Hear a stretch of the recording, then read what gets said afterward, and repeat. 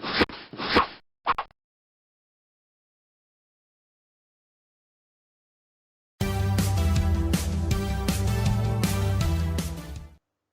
semuanya, selamat datang di Fun Biblical Greek. Dalam video sebelumnya, kita sudah belajar mengenai nomina dekrensi 1 dan dekrensi 2. Pada video kali ini, kita akan memahami dekrensi yang ketiga. Tapi sebelumnya, kita akan memahami apa itu stop atau penghentian. Stop adalah sebuah konsonan yang suaranya dibentuk dengan menunda, memperlambat, atau sepenuhnya menghentikan aliran udara melalui mulut. Labial adalah penghentian menggunakan bibir. Velar adalah penghentian dengan mendorong bagian tengah lidah menjauhi bagian langit-langit atas mulut. Dental adalah penghentian dengan menyentuh lidah ke belakang gigi. Misalkan contoh labial adalah P, beta, dan V. Teman-teman akan merasakan bibir yang bergetar ketika mengucapkan konsonan ini. Inilah yang dimaksud stop labial. Teman-teman boleh mencobanya. Ketika konsonan ini bertemu dengan sigma, maka akan berubah menjadi C. Selanjutnya, contoh dari velar adalah kappa, gamma, dan chi. Karena terbentuk dengan menjauhkan lidah dari langit-langit, coba teman-teman membunyikan kata-kata tersebut dengan menempelkan lidah ke atas langit-langit. Apakah bisa? Tidak bisa, bukan? Stop velar jika bertemu dengan sigma, maka akan berubah menjadi C. Yang terakhir adalah stop dental, yang terdiri dari tau, delta, dan theta. Ketika konsonan ini bertemu sigma, maka akan berubah menjadi sigma. Masuk akal, bukan? Dengan memahami stop pada bagian awal ini, teman-teman akan dengan cepat memprediksi perubahan infleksi yang ada di dalam dekrensi ketiga. Mari kita masuk ke dalam dekrensi yang ketiga. Di dalam video-video sebelumnya, kita sudah belajar bahwa dekrensi adalah sebuah variasi pola infleksi yang dimiliki baik oleh adjektiva, pronomina, maupun nomina. Hampir semua nomina bahasa Yunani termasuk satu dari 3 pola infleksi yang biasa disebut dekrensi 1, dekrensi 2, dan dekrensi 3. Masing-masing dekrensi memiliki akhiran tertentu, gender tertentu, jumlah tertentu, dan kasus tertentu. Bila stem dari nomina berakhir dengan huruf alfa atau eta, maka nomina tersebut menggunakan dekrensi pertama, misalkan grave. Apabila stem dari nomina berakhir dengan huruf omikron, maka nomina tersebut menggunakan dekrensi 2, misalkan apostolos yang bergender maskulin dan ergon yang bergender netral.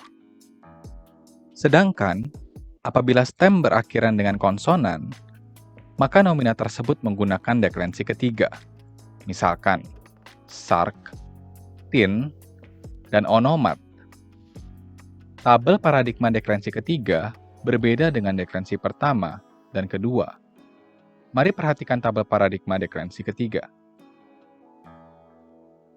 Pada dekrensi ketiga, gender maskulin dan feminin memiliki akhiran yang sama.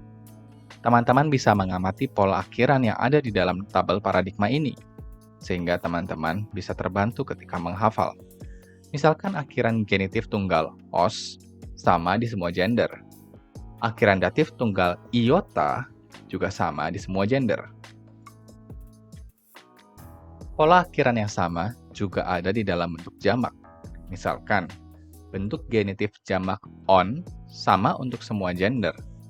Akhiran alfa untuk akhiran nominatif jamak netral sama dengan bentuk akusatif jamak netral. Menarik bukan? Lalu bagaimana bentuknya jika ditambahkan kepada stem? Yuk kita coba aplikasikan akhiran-akhiran tersebut pada stem yang pertama, sark. Pada tabel paradigma berjumlah tunggal, kata sark akan konsisten jika ditambahkan akhirannya. Kata sark ditambahkan os menjadi sarkos. sark ditambah iota menjadi sarki. Begitu pula dengan sarka.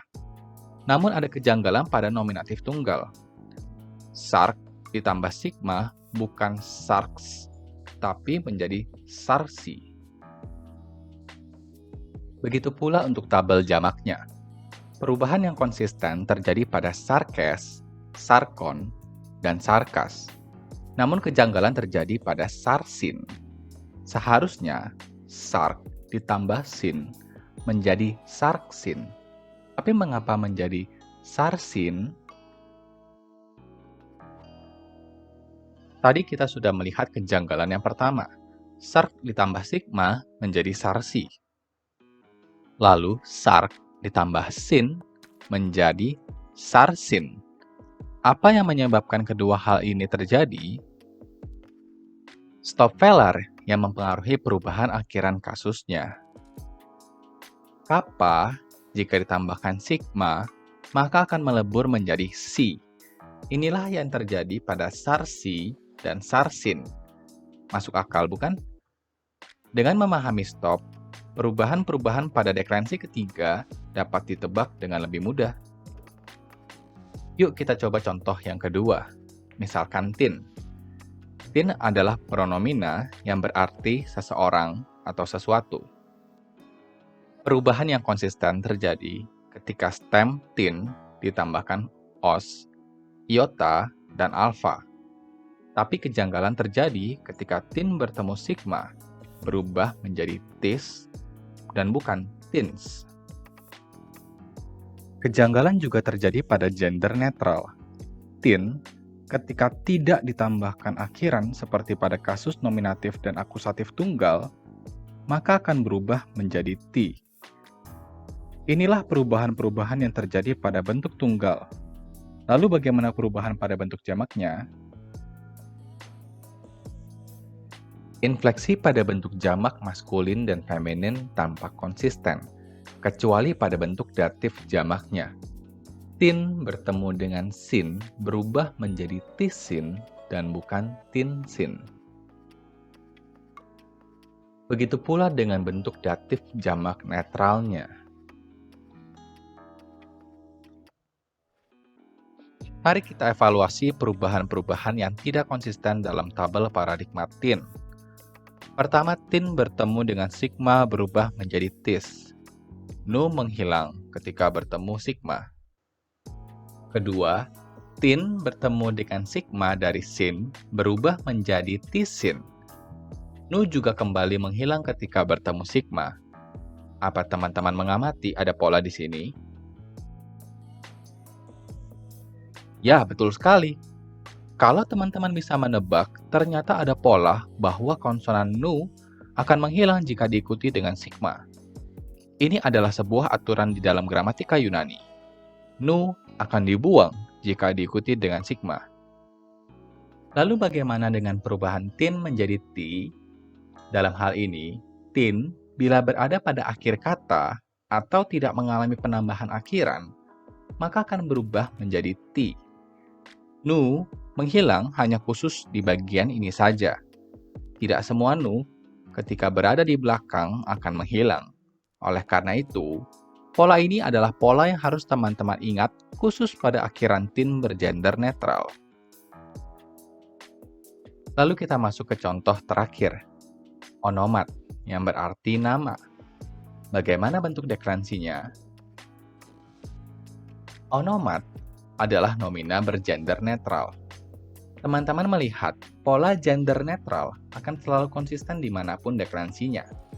Gender netral memiliki bentuk nominatif dan akusatif tunggal yang selalu sama. Namun jika dilihat, perubahan nominatif dan akusatif tampak janggal. Onomat ketika tidak memiliki akhiran berubah menjadi onoma. Lalu bagaimana dengan bentuk jamaknya?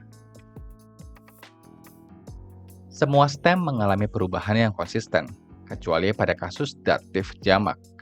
Onomat ditambahkan sin berubah menjadi onomasin. Mari kita lihat kembali perubahan yang tidak konsisten pada tabel paradigma onomat. Yang pertama, onomat ketika tidak memiliki akhiran akan berubah menjadi onoma. Mengapa ini terjadi? Dalam bahasa Yunani, jika huruf tau berada di akhir dari sebuah kata, maka tau tersebut akan menghilang. Ini adalah aturan baku yang ada di dalam gramatika Yunani. Tau dibuang jika berada di akhir dari sebuah kata. Lalu bagaimana dengan onomasin?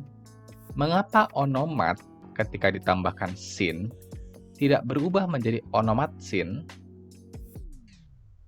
Beberapa dari kalian pasti sudah bisa menebak. Ini ada hubungannya dengan stop dental. Ketika huruf tau di akhir kata onomat bertemu dengan sigma, maka huruf tersebut akan berubah menjadi sigma. Sehingga kita mengucapkannya bukan onomatsin, melainkan onomasin. Akhirnya kita sudah sampai di penghujung video. Mari kita mengulang pemahaman kita mengenai dekrensi ketiga dengan contoh sarkon. Bagaimanakah parsingan sarkon?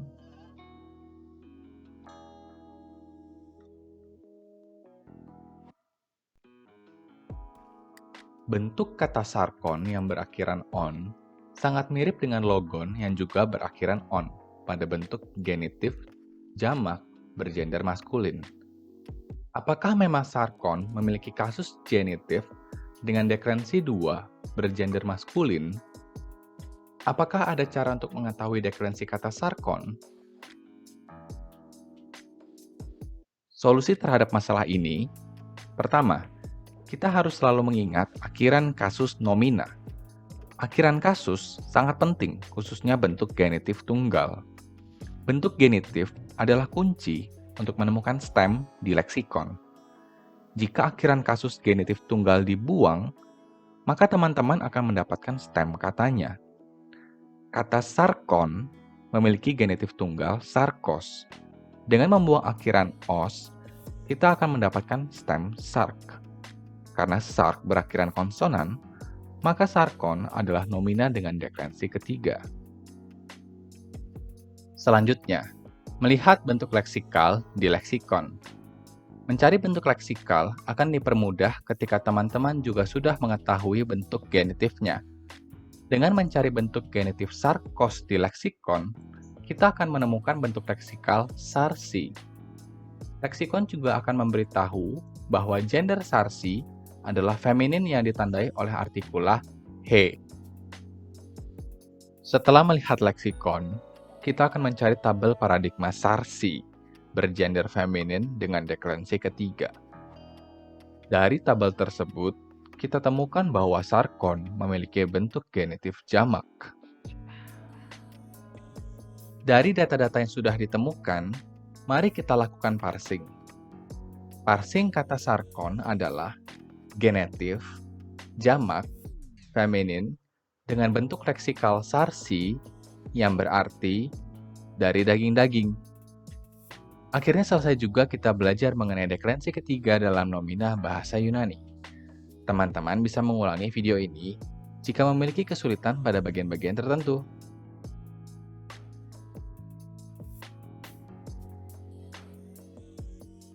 Selamat belajar!